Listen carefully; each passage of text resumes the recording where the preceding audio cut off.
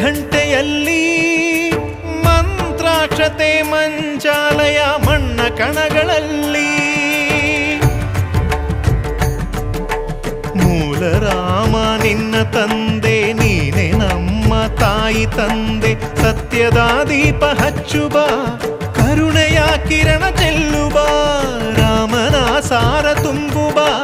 ಹನುಮನ ಶಕ್ತಿ ನೀಡುವ ಬೃಂದಾವನದಿ ನೆಲೆಸಿದ ಪೂಜನೆ ನಿನಗೆ ಶರಣು ಶರಣು ಶರಣು ಗುರು ರಾಘವೇಂದ್ರ ಶರಣು ಶರಣು ಶರಣು ಶರಣು ಗುರು ಸಾರ್ವಭೌಮ ಶರಣು.